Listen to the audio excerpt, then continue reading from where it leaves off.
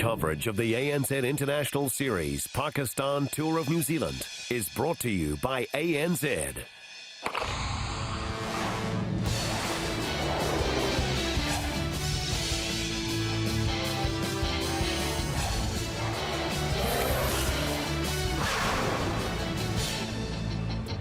Said goodbye to Sri Lanka after 5 weeks of intense cricket. They were dominated by New Zealand. We say hello to Pakistan, who have got a very exciting and experienced side with some interesting newcomers as well. This is T20 action of the highest order, game 1 of 3.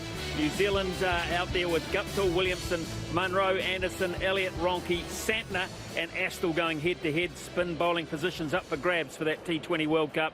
Milne, Henry and Bolt. In Pakistan, you'll know a lot of these names: Shahzad, Hafiz, Maqsood, Malak, Akmal, Afridi, Ahmed, Wasim, Wahab, Riaz, Umagul, and a very, very important day in the life of Muhammad Amir. It was a good start by Pakistan after being asked to bat first. Hafiz got them off to a flying start after a couple of quiet overs. Innovation. Some lovely timing. Shahzad joined in. Bowling quick, but he put it over mid-wicket. The pace didn't seem to worry him. But then Adam Milne struck. Shahzad hit it straight up. The man who loves Eden Park, Grant Elliott, took a simple catch in a partnership of 33. Anderson come on for his first bowl since coming back from injury, and he maybe will not want to remember this over. He got taken to 18 off it. Spin come on, Mitch sat in a second ball. Maqsood charged him, stumped, caught, all of them. Astle was brought on as well. He had a good first over, but then he went flying the distance. Tough introduction. One man stood tall, and that was Mitchell Santner. Picked up his second wicket. Grant Elliott, I love him down there. Hafiz was continuing on his way at the other end. Very aggressive against Astle. Brought up his 50. Quality innings. Showed that Pakistan are here to play. Just beautiful wrists, hitting it over cover.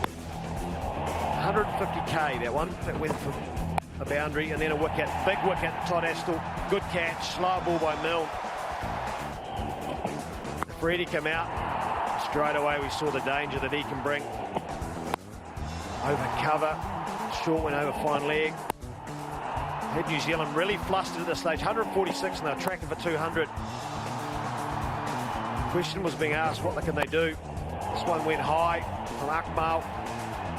Williamson put it down. Looked like he had it under control. Just to put a salt to the wound, the next delivery got hit for 6. Milne wasn't impressed. But then Milne got a say. This time Akmal couldn't get underneath it. Just played it out to the column. Munro took a simple catch. And then the big moment in this game, Trent Boult come back on and he picked up the crucial wicket of Afridi. 23 off just 8 deliveries. New Zealand knew how important that was. Wasim looked good. He raced through to 18 just off 9 delivery. New Zealand were able to keep picking up wickets. Williamson took another good catch. Rested on Wasim. Could he get them off to a strong finish? No, he couldn't. Milne, Henry wrapped it all up.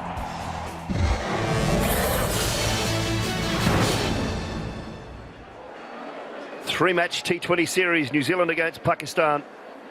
And Pakistan taking out tonight's first match here at Eden Park. Good crowd in as well, just to tick over 21,000 to view the events of the evening. Highlights of the match. Marty Guptill didn't get going tonight, but it wasn't entirely his fault. Kane Williamson hit one straight to Afridi. Took off for 1, there was some confusion. Afridi was in action a couple of balls later. Put that simple chance down off the New Zealand skipper, Kane Williamson. Not sure whether the lights were a bit of a worry for him, but Colin Munro had come to the crease at the fall of Guptill's wicket. Started like he left the other night, Scott Styris. It was fantastic hitting once again. Yeah, while this partnership was going, it looked like New Zealand were going to get up, but unfortunately the hitting that Munro displayed could not go on for long enough. He was impressive again, mishit only 1 or 2 all innings. Particularly powerful on the short ball, those side boundaries. But it was his dismissal, chopped on with no foot movement, which in the end set in motion a disastrous period of play for New Zealand. Anderson didn't bother the scorers, out for naught. Impressive Imad Wasim bowled his 4 overs for 18 and did a job for his skipper. Williamson all the while just ticked along, but it was at the other end where the damage was done. Grant Elliott trying to repeat his heroics from the World Cup, could not do it. Luke Ronke also didn't last long, a simple catch to cover.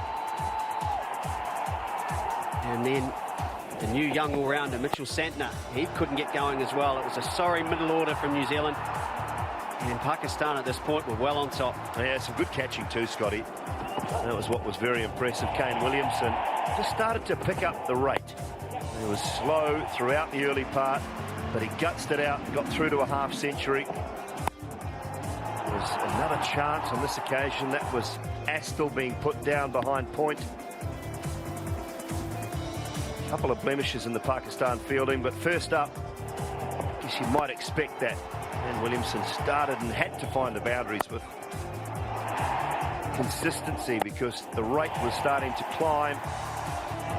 Astle was the next to go. Brilliant Yorker from Umar Gol. We've seen many of those throughout the years. That one spot on target. Matt Henry was lucky, picked up a lucky boundary. Swung one away to mid-wicket. This was a bit of indifferent fielding. And then he hit one straight to Afridi again, who picked up another catch. Kane Williamson was out looking for 20 off the last over. That was very first ball of Wahab Riaz's over. And then very last ball, it was Trent Bolt who was dismissed. Another catch to the skipper, Shahid Afridi. And that was all she wrote for New Zealand. It was Pakistan's game this evening, the very first T20 international here at Eden Park. A sorry-looking scorecard, barring Williamson and Munro. 155 was all New Zealand could manage in pursuit of 172.